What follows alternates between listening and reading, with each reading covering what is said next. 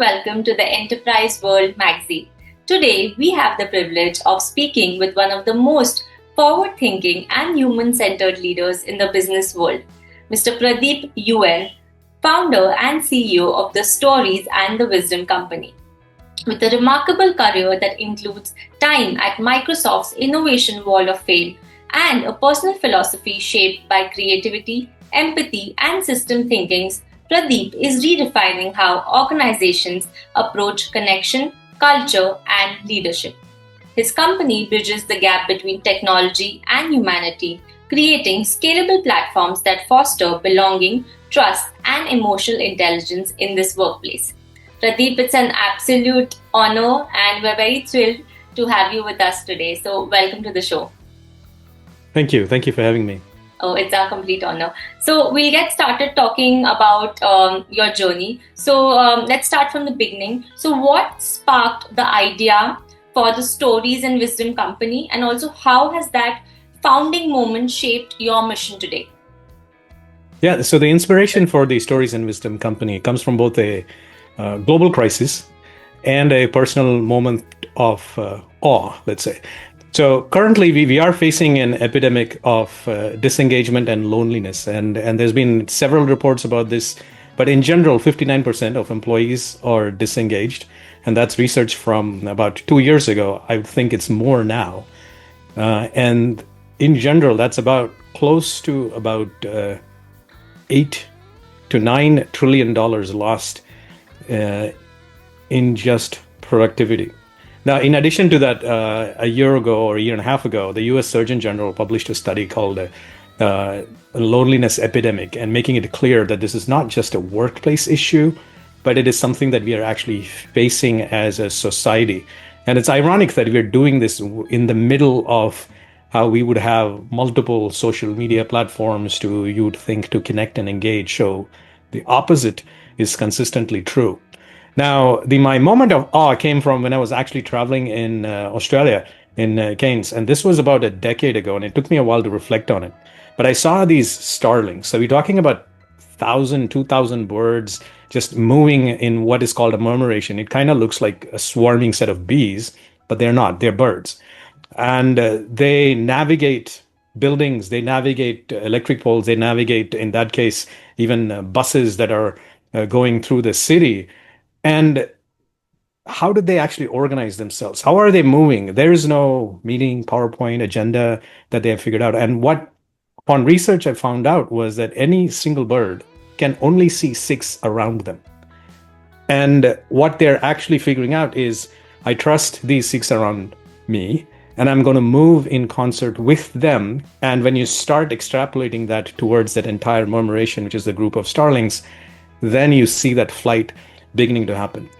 So that moment of awe led me to think about these kind of extreme themes where there's more trust in groups from a collective perspective, which is the opposite of what we are actually moving towards, which is a sense of loneliness. So those two things was what led me to start the Stories and Wisdom Company. That's a fantastic establishment story, and also great observation there. So you've spoken about in this previous answer itself, you've spoken about global loneliness crisis and disengagement epidemic. So how does your platform directly address this pressing challenges? Yeah, absolutely. So we actually started looking through how do people combat loneliness, and when you start looking at that question, you realize that's a hard question to actually answer. So when we start looking through, like, how do people actually get together, and suddenly you have information from centuries across any culture. They get around within groups at a bar, they get together at a campsite, they get together just sitting down around a tea shop or a cafe, and then start having conversations, and you go like, that is the core.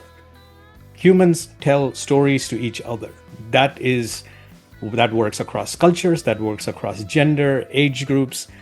And then we figured out that how do we enable that kind of storytelling to happen in groups, but at the same time it is curated in such a way that we can start to have a discussion that doesn't feel like this is off topic or off center. And that's a very interesting balance that we would want to get around. So at the core of what we've tried to solve for is three pillars: storytelling, gamification, and social learning. And we believe with these three pillars, we can actually get around to solve for the loneliness crisis. In summary, what we have done is built in a gamified platform that allows you to customize and enable this kind of storytelling, which enables social learning. Social learning meaning you can learn from each other instead of taking a test, instead of reading a book and learn alone from an expert system or a book or a classroom.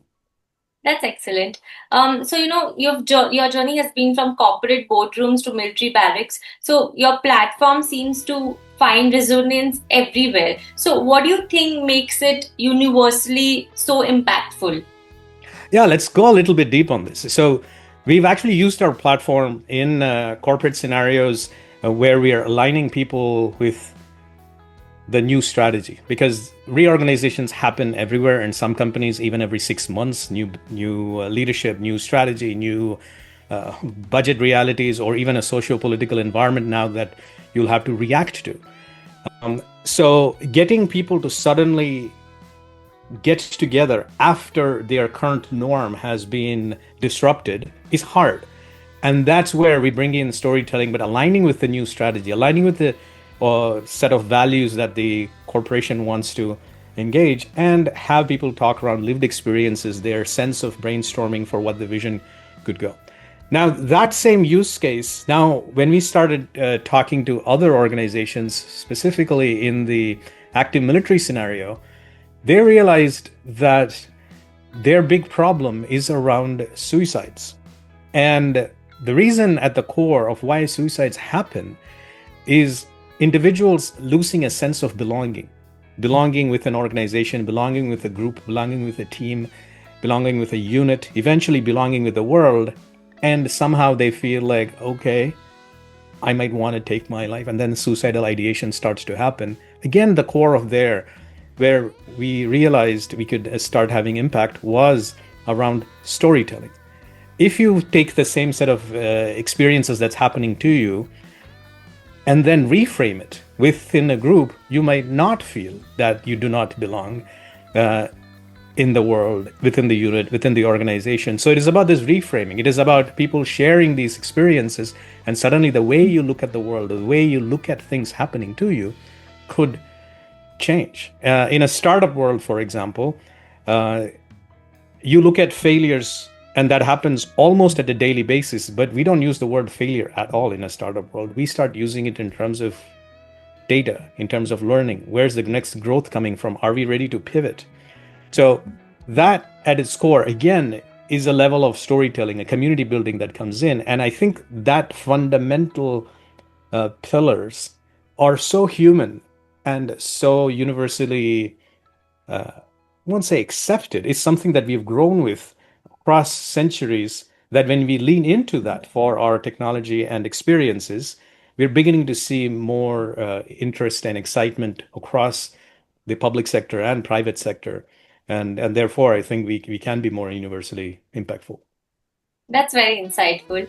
So can you, walk us through one of your most recent success story that best captures the essence of what your company is trying to achieve? Any client success story that you would like to share with us?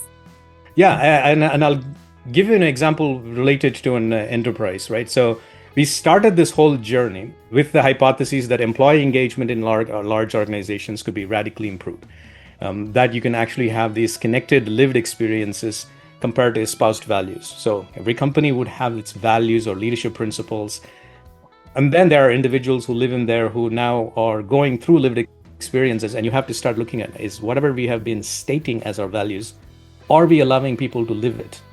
And therein, that's that feedback loop that we would start to have discussions. Now, just 2 months after we launched, this was in a couple of years ago, we were invited to work with a very iconic athletic retail brand, focusing on employee mental health and then emotional connection. And we started to customize it with their core values. And we had very good feedback. So in fact, executives started sharing it as like this was exceeding our expectations, and they started seeing that people were engaging in a way that traditional tools or traditional methods of these feedback loops were not getting in. And by end of the year, we started scaling into large organizations, and even the U.S. Federal agencies, where our methodology started to deepen team relationships and communication. And in fact, our impact has been also been measurable, and larger metrics have been in terms of like 90% reporting it increased respect among my team members, about 86% saying it increased empathy, trust, optimism, flexibility, accountability. These are other categories which are very hard to measure. But then when you start approaching this, you start to get a sense of impact. Now, the business metrics that this translates to is better strategies being built, people sharing more, that the innovation starts to drive, and you have better sense of even sales happening, because now you understand the customer problems better if you ideate with them. So those are some of the examples. And then the story that I was getting down to, without bringing in the name of the customer, was in the retail athletic sector. But we started also to see this even in the public sector, as I described. That's amazing. So, you touched upon technology. So, your work is basically a blend of storytelling, AI, also DEI, and leadership development, right? So, how do you balance such a wide interdisciplinary range within one company culture?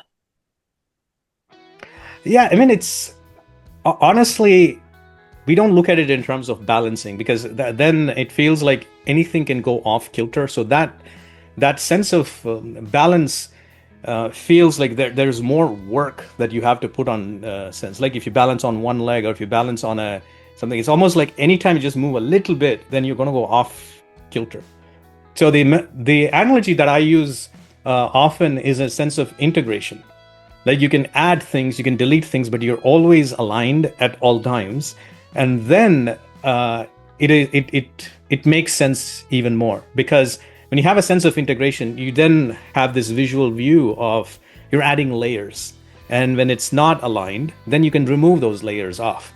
So just the same examples that you're bringing in around D&I, technology, AI, and then human purpose, whether it is in terms of sense of belonging within the world and organization, or whether it is in terms of strategy alignment, or sales enablement, or innovation and leadership development, you can just say like, hey, that's a layer I'm adding, or this is not a layer that is making sense of it.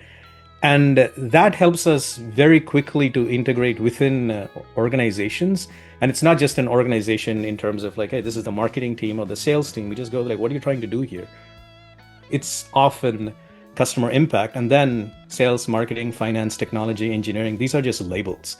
Fundamentally, that organization is going to be towards customer impact or community impact, and you start to get alignment. So the word alignment and integration is what we use a lot more than balance. And that, I think, helps us keep the human connection, which, as I already described, right, it's not just the people inside an organization, but it is with the customers, with the partners, with the ecosystem. And you can bring them all together much easier when you find a common base that we are agreeing to. And often it is customer or community impact. That's super. So, let's just touch upon and talk about growth now. So, how does sustainability and purposeful scaling look like for you in the next 3 to 5 years? And also, what, excites you most about expanding beyond the enterprise level? So our technology is completely, of course, online. So when we start looking at sustainability and purpose, the sustainable nature comes from just its data, its analytics, and our footprint in that instance, it's much lesser. But when you start talking about scaling, the important part is this: when you're trying to drive change, often you need to be open for input. And the tools that currently exist tends to be a survey. Like an example would be any organization that you work with probably has a bi-yearly. So every 6 months, they might have a pulse of the employees. and which they use.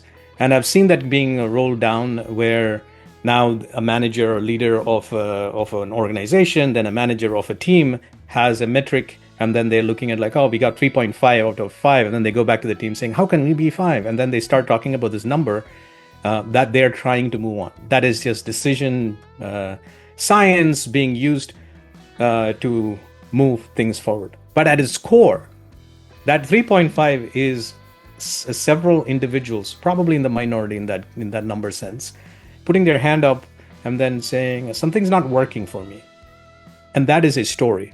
And when you start bringing it down to a number, it's dehumanized. The story brings in depth, and then it has perspectives, and suddenly it's messy, but it is a mess where you'd understand intent of the business, and if it is aligned with the experience of the person. So we take all of that and then we do it in a card game with real-time analytics and real-time sentiment analysis. And those two are two different experiences. People just play, share stories around a table online, and then share that playing a card game. We have technology that in real time aggregates that, takes their names out, and then in an anonymous way brings in categories and then keywords that leadership and even individuals can look at to have a sense of what are our people talking about and how is it changing over a period of time. And now you see we're bringing in management science with technology to a social science or an organizational behavior problem. And that is how we are saying it as a purposeful scaling. So the sustainable part, I know I've initially answered it in terms of like environmental sustainable, which is not as relevant for us, but the sustainability in terms of human enterprise who are driving a commercial enterprise. Can we actually get those humans to work with each other? Do they trust with each other? Are we making the best of them by providing an environment where they can find purpose, find a way in which they are willing to spend in their time? So it's no longer human resource, but in terms of human talent, and then giving them the opportunity to thrive there, not just in terms of I'm getting a salary and doing the and then doing a job where it feels like work. So when we're talking about growth, we talk about growth for those individuals in the context of organizations within an ecosystem for an industry.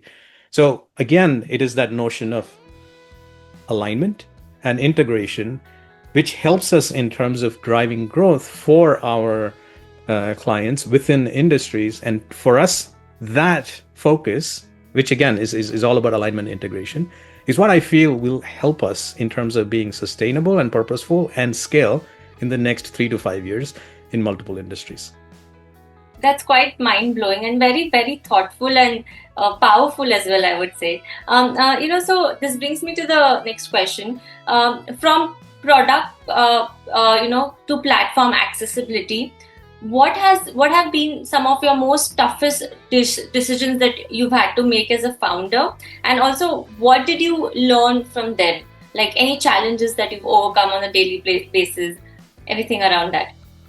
Yeah, absolutely. I mean, you brought in platform accessibility. So let me tell you a story related to that.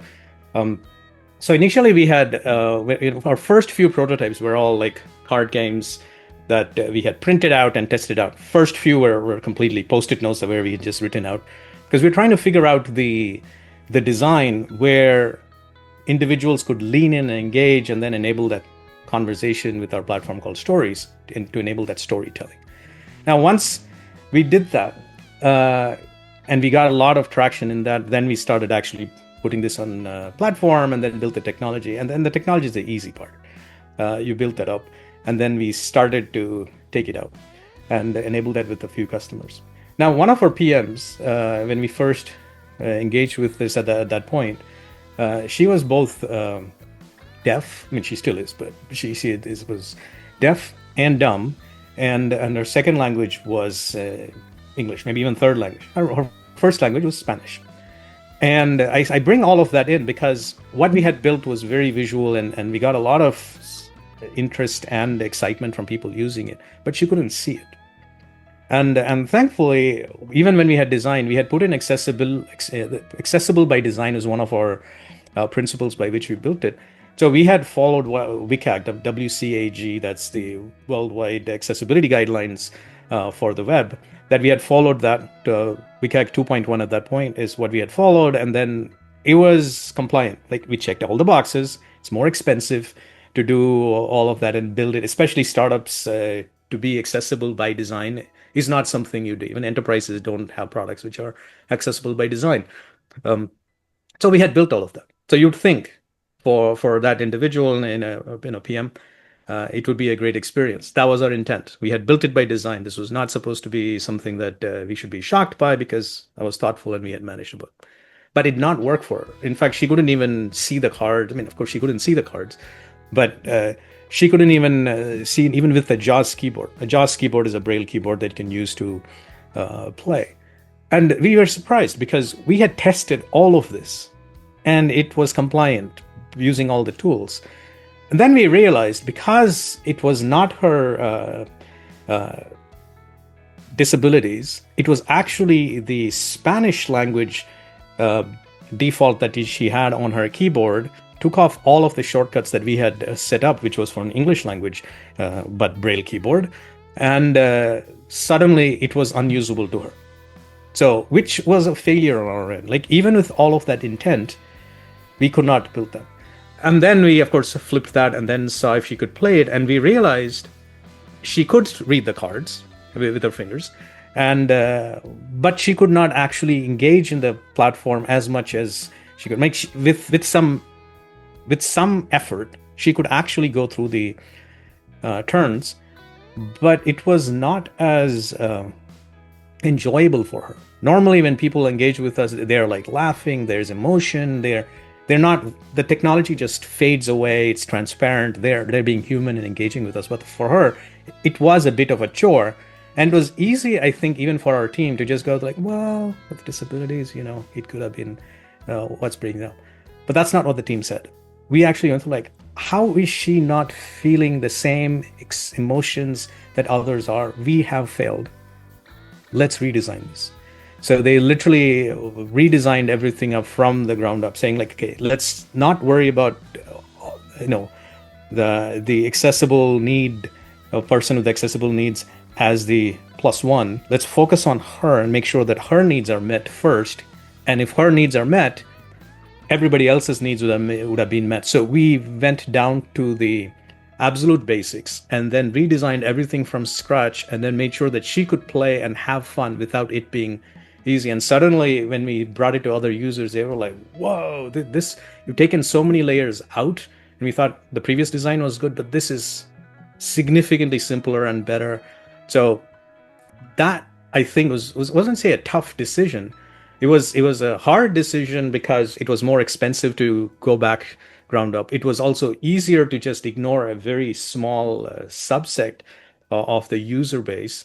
But it was tough in the sense of like, it did not make business financial sense, but it was the right decision to actually say, we'll make it accessible for all. Let's actually go and then make that happen. And then, even though we were compliant, it still failed in a human test. It did not fail when it was tested with individuals who were trying to emulate the disability, but it failed only when we've had the first human with the disability. And therein lies the difference in terms of real human testing versus software automated testing, and also in terms of people who are trying to role play a different disability. So I think those were some great learnings that we had. And when we are starting to play in a space where we're trying to enable these kind of deeper, broader discussions, it was very important for us to go deeper on that, especially in a space like accessibility, double click on it, spend the time, invest a bit more, and then build a product that is truly usable by all. That's wonderful, and I think that talks volumes about you, how much you value your customers, and the amount of customer satisfaction and fulfillment that you want to offer them. So yeah, like, congratulations on achieving that. So this brings me to the last question. If there is one piece of advice that you'd like to give to emerging leaders trying to drive innovation inside traditional and change-resistant systems, I think, what do you think it would be? Yeah, so one of the things that I learned over a long period of time was using data to make decisions and then trying to go down that path. And I'm not saying no to that. I'm just saying the advice I would give is to start with what breaks your heart, not just what fits the market with data. And often the meaning that you get from something that you just see, experience, or hear that breaks your heart starts to give you meaning. Because if you start going like, why is that breaking my heart? Why is that moving me so much? You will stop asking work-life balance stuff. You will suddenly go like, that's my purpose. Life got aligned with work, and I'm not going to call it work, and I'm just going to start doing that work. It takes a while to figure out what can break your heart. You'll have to be open to experiences and then start to empathize and understand and then look at very, very different spaces than just market, commercial, rat race based work that we tend to lean in on a lot more.